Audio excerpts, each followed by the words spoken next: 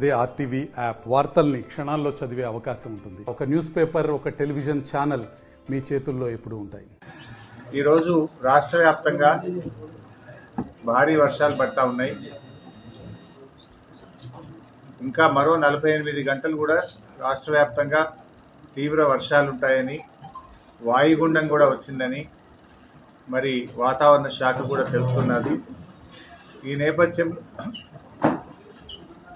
రాష్ట్ర ప్రభుత్వానికి మరి మా విజ్ఞప్తి ఏంటంటే, అత్యవసర సహాయక చర్యలకు ప్రభుత్వ యంత్రాంగాన్ని మొత్తం అప్రమత్తంగా పెట్టాలని, అవసరమైతే మిలిటరీ బలగాల సహకారాన్ని కూడా తీసుకోవాలని, కొన్ని ప్రత్యేక హెలికాప్టర్లను కూడా ఏర్పాటు చేసుకొని వరదల్లో చిక్కుకున్న వారిని కాపాడడానికి ప్రభుత్వం అన్ని రకాలుగా సిద్ధంగా ఉండాలని చెప్పి కోరుతా ఉన్నాం. ప్రభుత్వం ఎట్లాంటి హ్యూమన్ లాస్ లేకుండా, క్యాటిల్ లాస్ లేకుండా అన్ని జాగ్రత్తలు కూడా తీసుకోవాలని చెప్పి ప్రభుత్వాన్ని కోరుతా ఉన్నాం.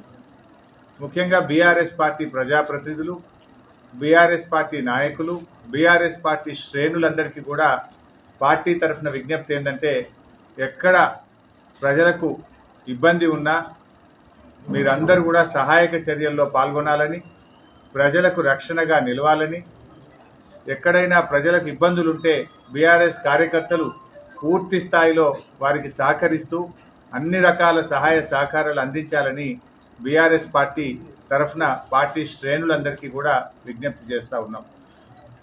మరి అదేవిధంగా ప్రభుత్వం కూడా ముందస్తు చర్యలు తీసుకోవాలి. ఎక్కడ చెరువులు తెగిపోకుండా సెలవులన్నీ కూడా రద్దు చేసి ఇరిగేషన్, రెవెన్యూ శాఖ అధికారులను ఆయా జిల్లాల్లో, ఆయా మండలాల్లో వాళ్ళను మరి అప్రమత్తంగా ఉండే విధంగా ప్రభుత్వం అన్ని ఆదేశాలు కూడా ఇవ్వాలి. ఎందుకంటే ఇది వరుసగా గత 2 రోజుల నుంచి వర్షాలు పడతా ఉన్నాయి. ఇంకో 2 రోజులు కూడా వర్షాలు పడతాయి అంటున్నారు.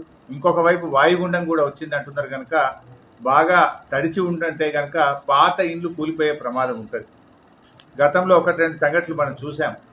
హైదరాబాద్లో కానీ, జిల్లాల్లో కానీ, గ్రామాల్లో కానీ పాత ఇండ్లలో ప్రజలు ఎవరు ఉండకుండా ఖాళీ చేయించాలి.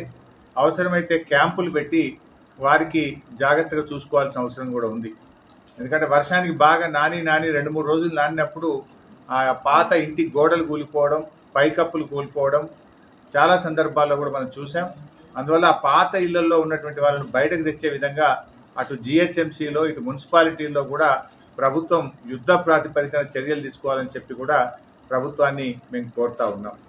మరి ఎక్కడికక్కడ కలెక్టర్లు, రెవెన్యూ అధికారులు, వ్యవసాయ శాఖ అధికారులు కూడా పూర్తిగా అప్రమత్తంగా ఉండాలి. మరి ఇరిగేషన్ డిపార్ట్మెంట్ కూడా ఎప్పటికప్పుడు వరద నీటిని మరిన్ని వీడియోస్ కోసం ఛానల్ ని సబ్స్క్రైబ్ చేయండి. లేటెస్ట్ అప్డేట్స్ కోసం వాట్సాప్ ఛానల్ ని ఫాలో చేయండి. అండ్ లింక్ డిస్క్రిప్షన్ లో ఉంది.